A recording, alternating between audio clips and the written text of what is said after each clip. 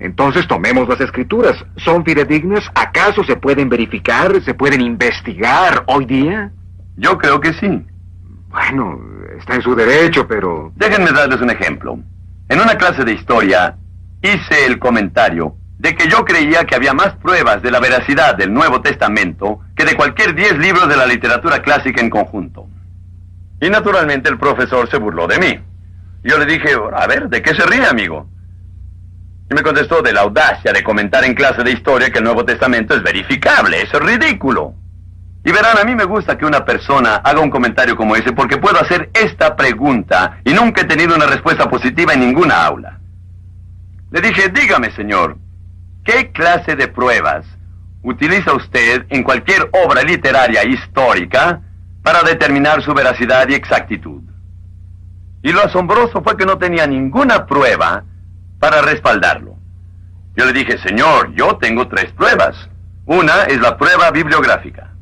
¿Cuál es la distancia en tiempo del manuscrito original a la copia más cercana que tenemos hoy? Comprendan que la literatura en la antigüedad se escribía en material poco durable, así que la copiaban y recopiaban. Por ejemplo, desde el tiempo en que escribió Platón al manuscrito más cercano que tenemos pasaron 1200 años. Del tiempo en que Tucídides escribió al manuscrito más cercano pasaron 1300 años. De cuando escribió Heródoto, el conocido historiador griego, hasta el primer manuscrito que tenemos pasaron 1300 años. Y desde que Aristóteles escribiera su poética hasta la fecha del primer manuscrito pasaron 1400 años. Pero cuando se trata del Nuevo Testamento, el cristiano se puede ufanar. Por ejemplo, tenemos un manuscrito a los 100 años, los papiros John Ryland, 125 AD. Luego tenemos los papiros Chester Beatty, 155 AD. Después los papiros Bodmer II, 200 AD. Estos contienen varias porciones de las escrituras. Por lo tanto, tenemos más evidencia dentro del factor tiempo que casi cualquier 10 obras clásicas de literatura en conjunto. La otra prueba que existe es esta. ¿Cuántos manuscritos tenemos?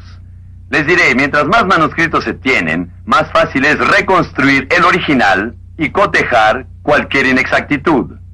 Veamos las fuentes seculares. De Platón tenemos 7 manuscritos. En otras palabras, todo lo que hay en la biblioteca de esta universidad sobre Platón viene de uno de 7 manuscritos. De Tucídides 8, de Heródoto 8. Todo lo que hay en esa biblioteca sobre Aristóteles y su poética viene de uno de solo 5 manuscritos que se hicieron 1400 años después de su muerte.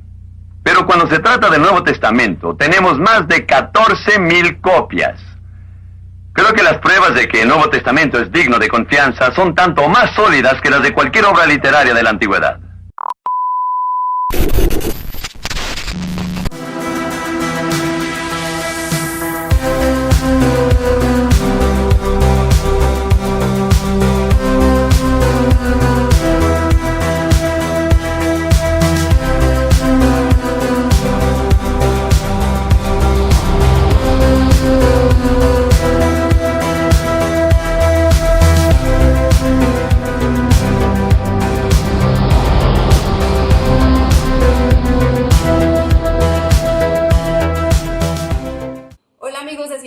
Bienvenidos a un nuevo episodio de esta serie Una Gran Historia.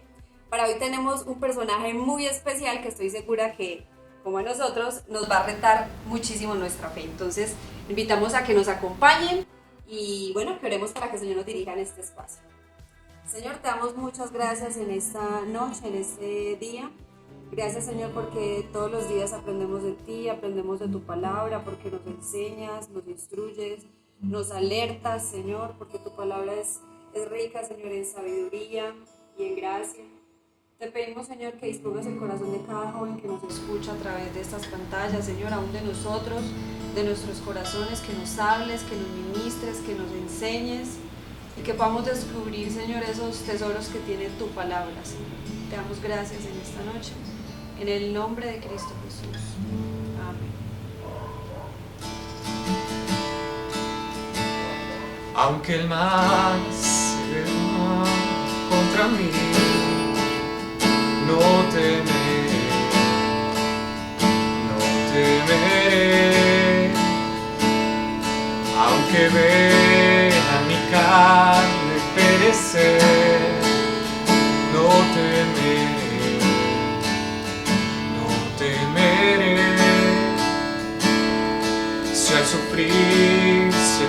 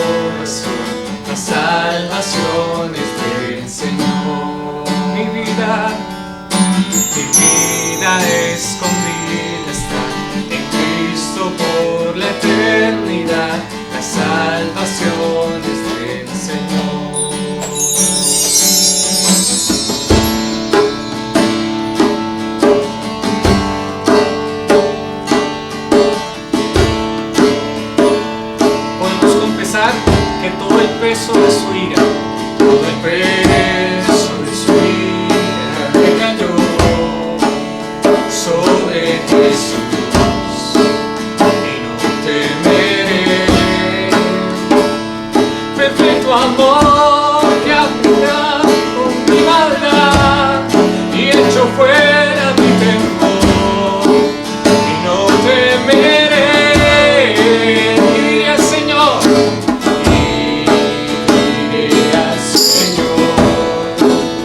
refugio mío, mi fortaleza, tu nombre bendeciré, y en todo tiempo en ti confiaré.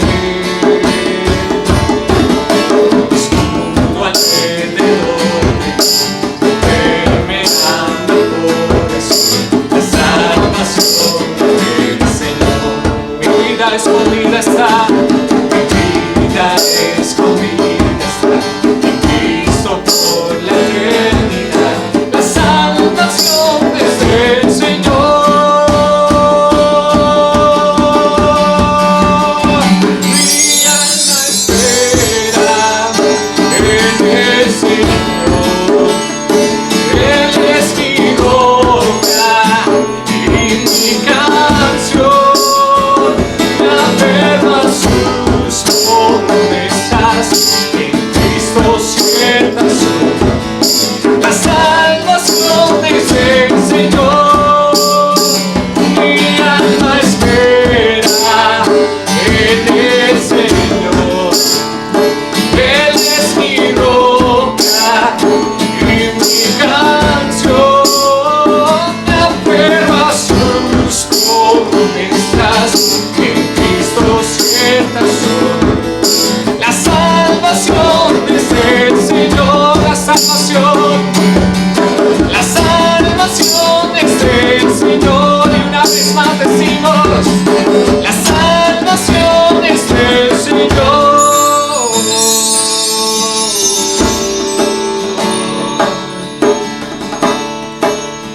En esta noche confesamos tu santo nombre. Decimos que solamente tú eres digno de salvación, Señor. Digno de toda alabanza, Señor. Digno de toda gloria. Digno de toda alabanza, Señor. En tu casa puedas confesar el nombre de Cristo mientras que cantamos estas canciones, mientras adoramos a nuestro buen Señor y Rey.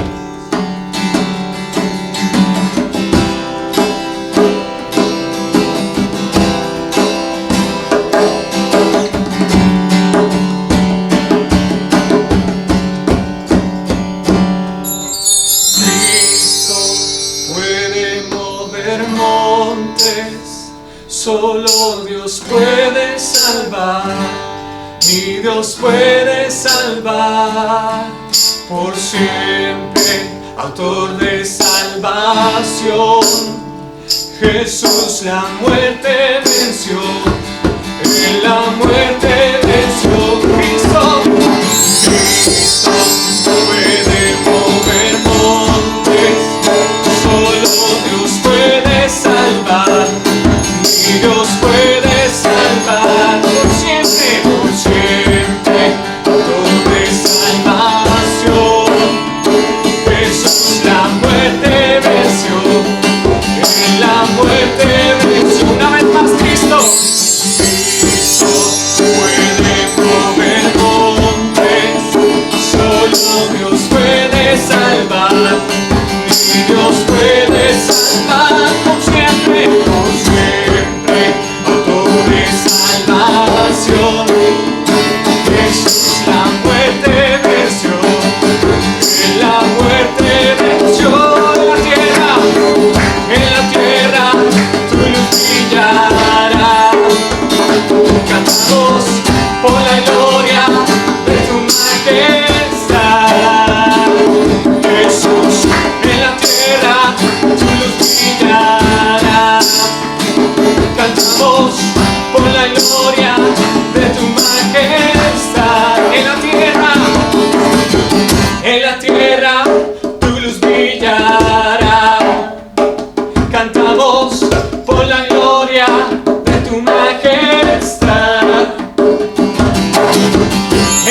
tierra, tu luz brillará. Cantamos por la gloria de tu majestad.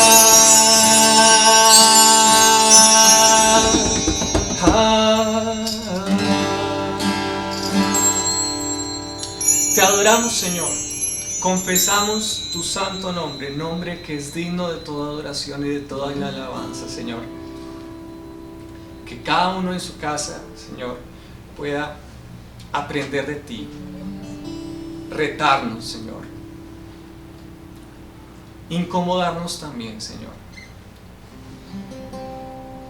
Incomódanos, Señor, y rétanos, Señor, a que tú nos puedas dar esa fe, Señor, que no solamente nos da el don de creer en ti, Señor, sino también de incomodar a quienes podamos estar incómodos, Señor. Te damos gracias, Dios. Amén.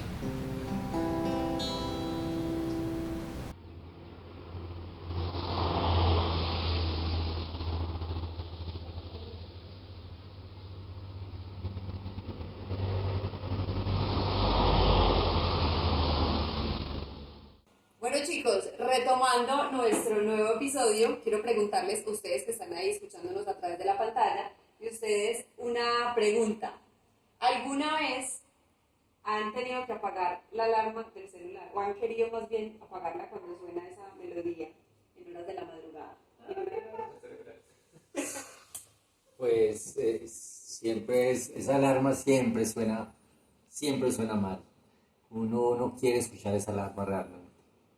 Cuando tiene que madrugar, lo menos que uno quiere escuchar en la vida es la alarma despertadora. ¿Pero eres de los que la aplaza varias veces o los que de una vez suena? Yo más comúnmente me levanto cuando suena la primera vez. Alguna vez quizá la he dejado sonar varias veces, pero lo común para mí es que si ya sonó, de hecho que la programo para que suene cuando me tengo que levantar. No la pongo como con unos minuticos que me dé para dormir, no.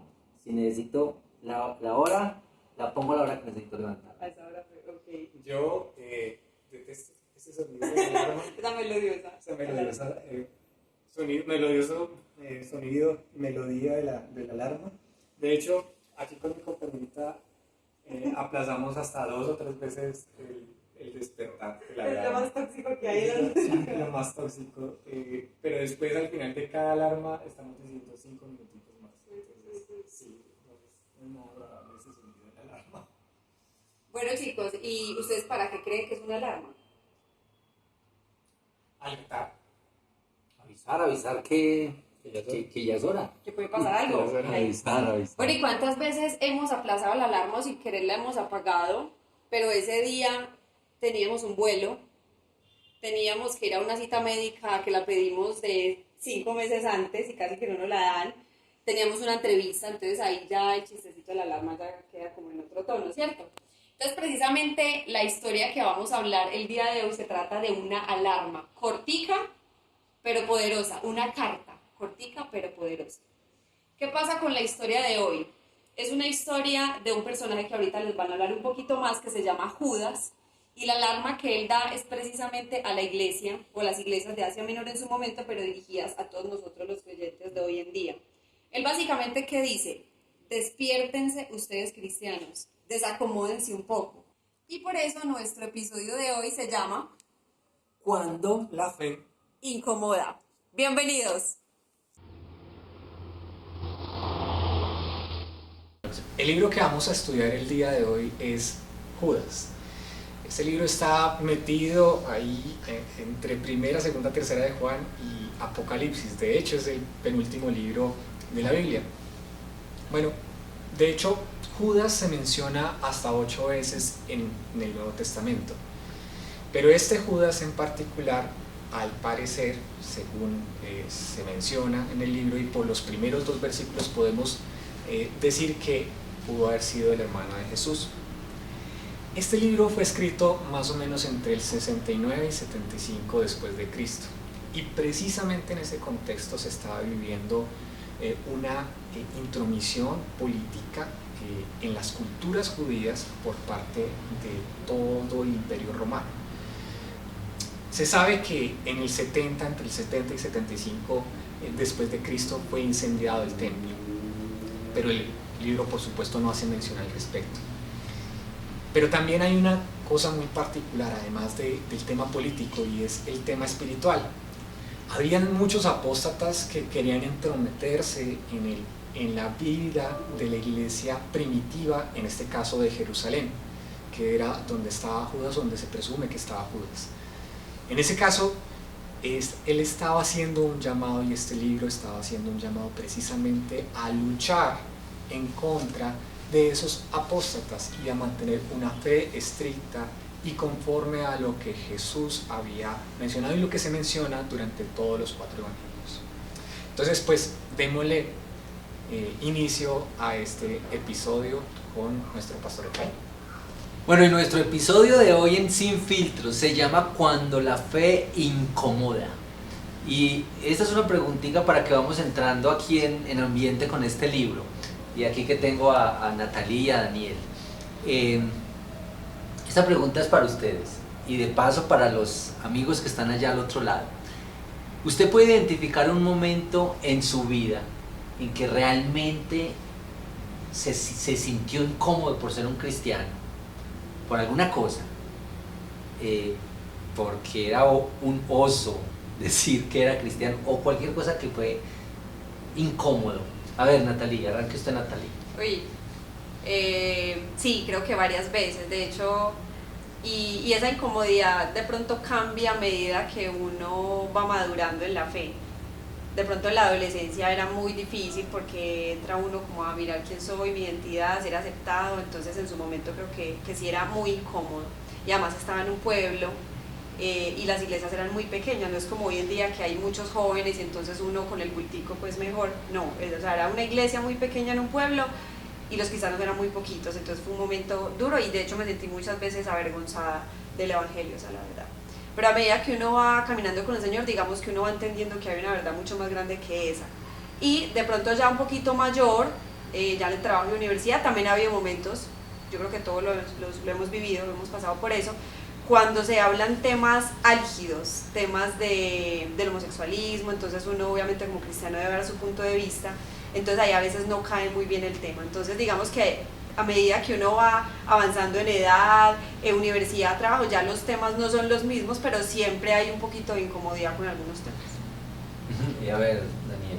Sí, en el colegio, sobre todo en el colegio, cuando cuestionaban mucho el cristiano, y por esa época mis papás eran... Como bullying por ser cristiano. No, y mis papás eran pastores de iglesia en su momento, en ese momento, entonces digamos que a veces tenía la duda de decir, no, soy cristiano, o prefería guardarme eso porque era muy cuestionado por muchas cosas, ¿no? El pueblo donde vivía no eran muy, digamos, eran bastante apáticos con el cristianismo, habiendo muchas iglesias en ese momento. Y en la universidad, digamos que ya fue diferente, por fortuna, justamente antes de ingresar a la universidad, digamos que estuve participando muy activamente en la iglesia, entonces no me sentía avergonzado, de hecho me sentía tranquilo, pero fue más en la época del colegio.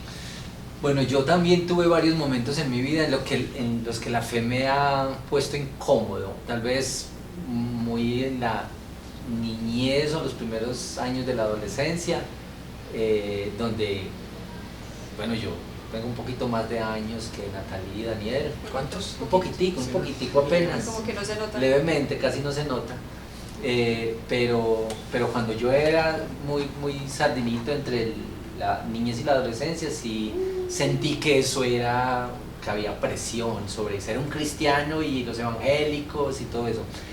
Pero en los últimos tiempos también hay momentos donde pues uno no quisiera vivir como momentos de incomodidad, pero por ejemplo, en nuestras culturas, en nuestro contexto, los pastores no tienen la mejor reputación, por gracias pues a los que han dejado una mala fama del gremio, mal rankeado este gremio. Entonces, cuando vas a llenar los datos en el banco, o vas a... ¿Y a qué se dedica usted? Y casi que, uno dice es pastor, casi como que... lo miran a ver, ¿será de cuáles? Son cosas que incomodan. Yo quiero que leamos, y espero que pueda aparecer en la pantalla, estos 2 versículos de Judas. Judas, pues ya dijimos, es un libro muy corto, tiene apenas 25 versículos, y miren lo que dice en los versículos 3 y 4. Queridos hermanos, he deseado intensamente escribirles acerca de la salvación que tenemos en común, y ahora siento la necesidad de hacerlo para rogarles que sigan luchando vigorosamente por la fe encomendada una vez por todas a los santos. El problema es que se han infiltrado entre ustedes ciertos individuos que desde hace mucho tiempo han estado señalados para condenación. Son impíos que cambian en libertinaje la gracia de nuestro Dios y niegan a Jesucristo, nuestro único soberano y Señor. Miren que en estos 2 versículos está resumida como toda la intención y la idea de esta carta. Judas quiere hablarle a...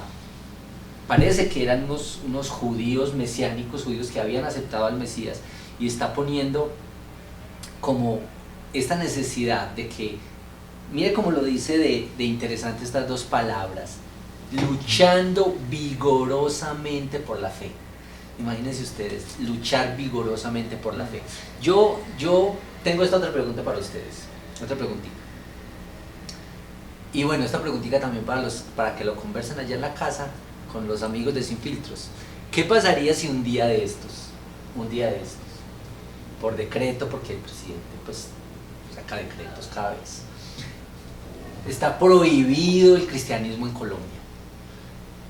No iglesia, no reuniones, esto que se escuche, esa cantadita como la que ustedes hicieron ahorita, prohibido, nada de Biblias, o sea, completamente prohibido el cristianismo en Colombia, así como está prohibido hoy en muchos países. ¿Ustedes cómo se imaginan ese escenario? Digamos, ¿qué pasaría? Digamos, cerremos un poquito esta pregunta a los jóvenes cristianos de esta ciudad. ¿Cómo sería la reacción? ¿Ustedes qué creen que pasaría en ese escenario? A ver, empieza esta vez Daniel, porque siempre Natalia pues tampoco. Por ejemplo, si uno se va a otras naciones donde está prohibido el evangelio y manifestaciones religiosas como China o Corea del Norte nunca han podido manifestarse en contra de un decreto de ese tipo, ¿cierto? Pero mi pregunta sería, más bien, o mi reacción sería ¿saldríamos igual a las calles a manifestarnos como lo hacemos cuando nos imponen algún impuesto o nos decretan algún tema de excepción como está pasando ahora?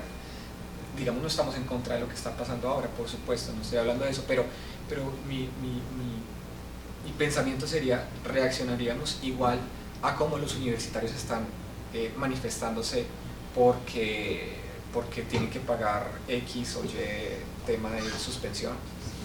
Esa sería mi pregunta. ¿Reaccionaríamos de la misma forma? Obviamente no en términos violentos, pero nos manifestaríamos ante ese decreto.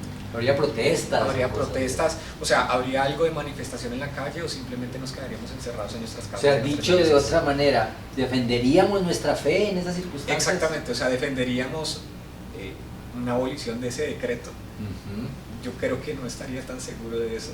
Bueno, esa es una pregunta que digamos que no tenemos que responderla ya, pero queremos dejarla ahí. Pero a ver, Natalia, ¿usted qué dice de esa misma pregunta? Pues no sé, creo que sería complejo porque uno está acostumbrado a tener libertad de poner su música durito a veces, en la iglesia cantar duro, y llegar a un cambio tan radical, no sé si uno viviría la fe de la misma manera. Y paradójicamente uno ve que en algunas culturas que se prohíbe, la gente lo hace con más fervor. Entonces no sé si en nuestra cultura, que ya vivimos lo que es la libertad, y que nos la quitaran, si viviríamos también de esa manera tan apasionada como muchas culturas lo viven.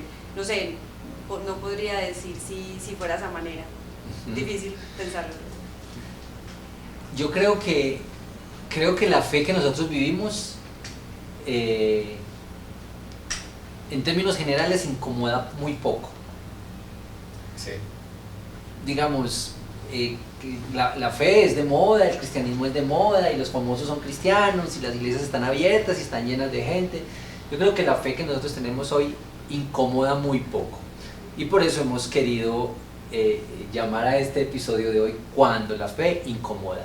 Entonces, con esa introducción, quiero hablarles un poquito sobre lo que dice este texto y a lo que nos llama esta carta de Judas. Entonces, acompáñenme para que veamos 3 cositas esenciales de esta carta.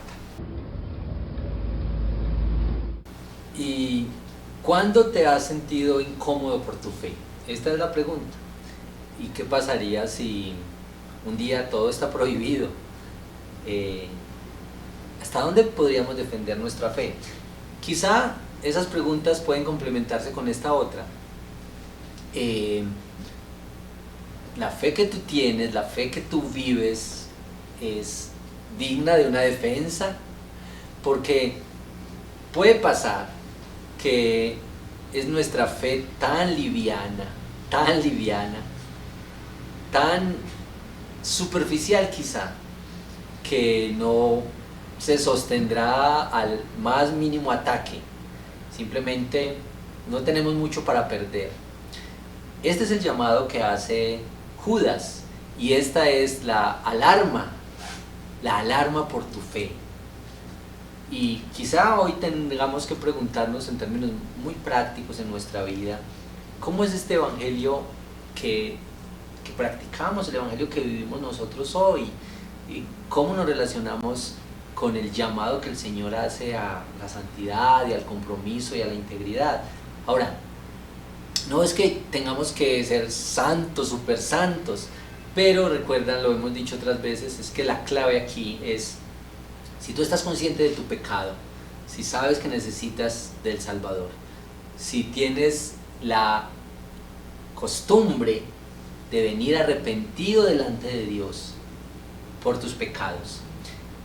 Hemos dicho acerca de Judas cuál era el propósito, qué es lo que él quería enseñar y qué era el problema que estaban viviendo estos judíos a los que se les escribió esta carta en primer lugar, y era apostasía. La doctrina se había dañado.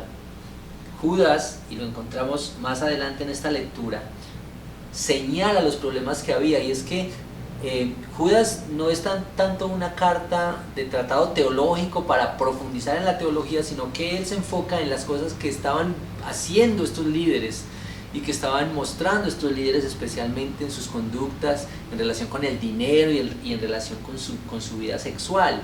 Y esto es muy importante, y es el llamado a que no se trata simplemente de tener una gran teología o saber muchas cosas importantes para la vida, sino que esta carta se trata de nuestra vida práctica, de nuestra vida de comunión, de nuestra vida constante, de la manera como nos relacionamos como cristianos con todo lo que hacemos, con nuestro trabajo o estudio, con nuestra familia, cómo vivimos nuestras relaciones, nuestras amistades, cómo las vivimos a la luz del Evangelio. Mira cómo el Evangelio de Juan, capítulo 4, versículo 15, dice tan sencillamente y tan claramente esto: si ustedes me aman, obedecerán mis mandamientos. Es decir, no hay amor sin obediencia.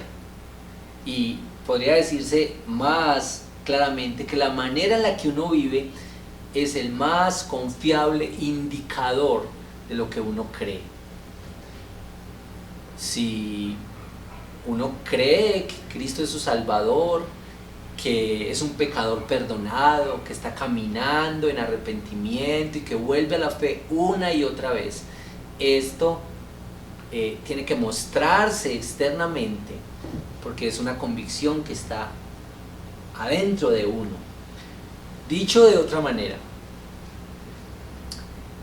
Judas nos recuerda que nosotros debemos declararle la guerra al pecado. Y no es que, otra vez, que tengamos que ser santos y puros para venir a Dios. No. es que tenemos que venir a Dios así tal cual somos, porque Él va a ir cambiándonos y a ir transformándonos poco a poco. Miren esta idea que hemos dicho otras veces, pero como hay gente nueva y porque también repitiéndola aprendemos mejor.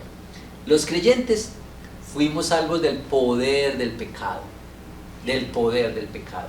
Estamos siendo salvos del dominio del pecado. Esto es lo que dice Pablo en Romanos. Que el pecado ya no nos domina, que no es nuestro amo, que nosotros no tenemos que obedecerle como si fuera un amo, pero que estamos siendo despacio, seremos libres de la presencia del pecado. Mira, el pecado que es tan odioso, que acaba con nuestra vida, que acaba con las relaciones, que acaba con nuestra salud, que acaba con todo, un día ya no será una realidad entre nosotros. Pero hoy el Señor nos está librando del señorío y del dominio del pecado sobre nuestra vida. Y bueno, estas son algunas ideas de lo que dice esta carta de Judas, que tú y yo necesitamos luchar ardientemente por defender la fe. Y quizá unas preguntas prácticas para pensar en cómo es defender nuestra fe. Quizá hoy no está prohibido, hoy nuestro problema no es la prohibición. Hoy hay libertad, hoy todo está abierto, hoy se puede compartir, se puede predicar, se puede cantar en las casas, pero quizá el problema es que la fe está diluida, es que hay muy poca de una fe pura, de una fe apasionada. Mira, a muchos cristianos en todas las épocas la fe les costó y estaban dispuestos a dar su vida por la fe, porque tenían una esperanza que estaba puesta más allá.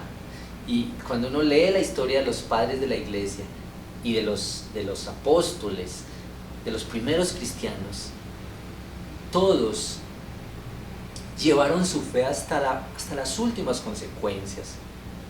Cuando uno lee la Biblia, la historia de los reformadores, la historia de Martín Lutero, que fue exiliado y perseguido por su fe.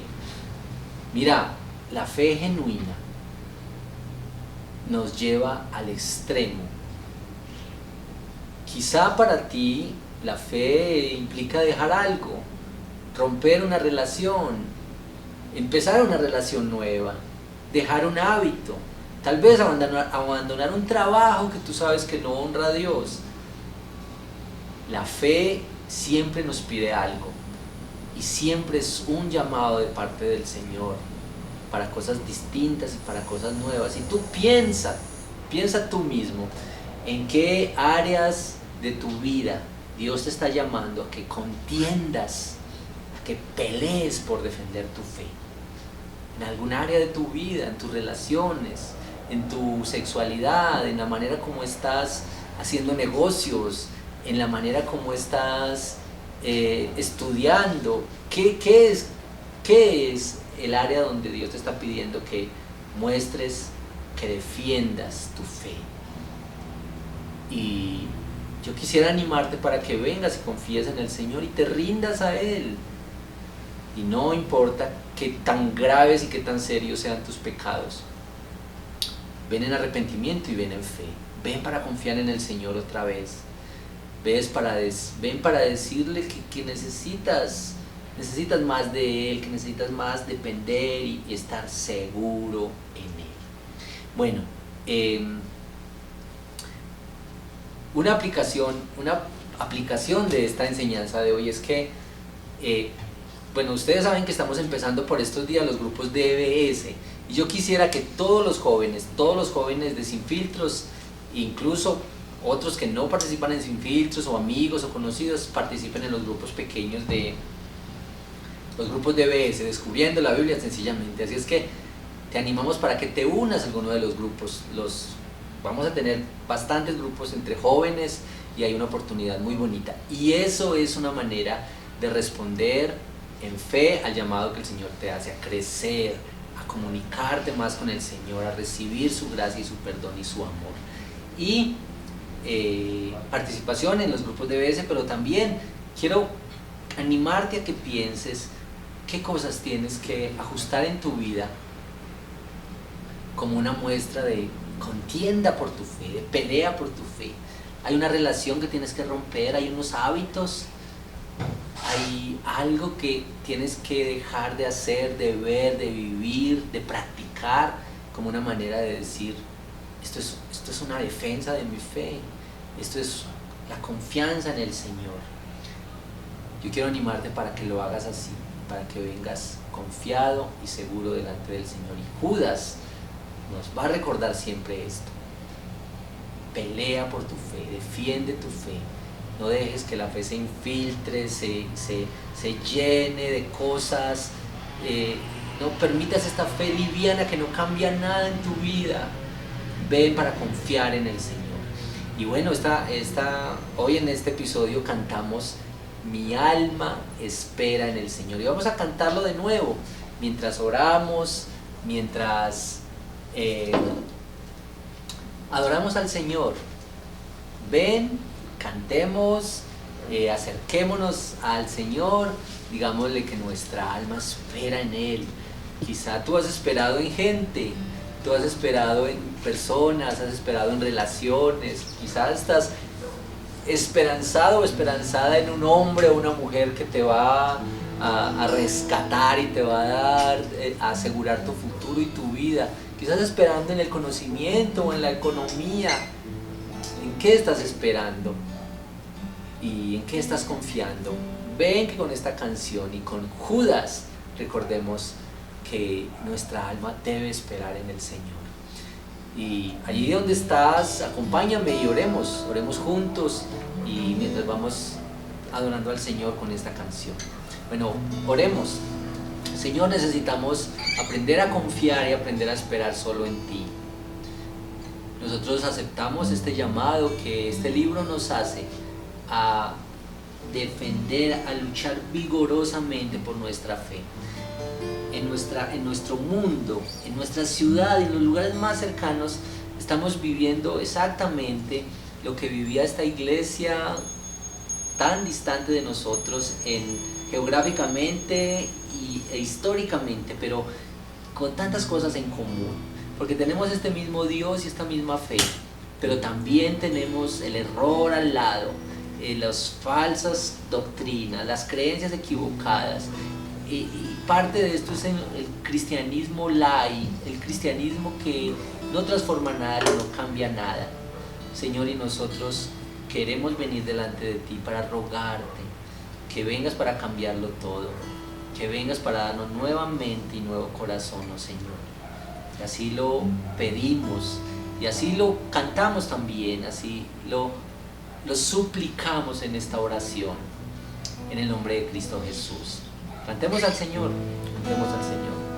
Mi alma espera en el Señor, Él es mi roca y mi canción, me aferro a sus promesas, que Cristo ciertas son las salvaciones del Señor. Mi alma espera en el Señor, Él es mi roca y mi canción, me aferro a sus promesas, en Cristo ciertas son las salvaciones del Señor. Mi alma espera, mi alma espera en el Señor, Él es mi roca y mi canción, me aferro a sus promesas, en Cristo ciertas son las salvaciones del Señor, las salvaciones del Señor, una vez más, las salvaciones del Señor. Amén. Amén. Gracias al Señor. Ahora Nata.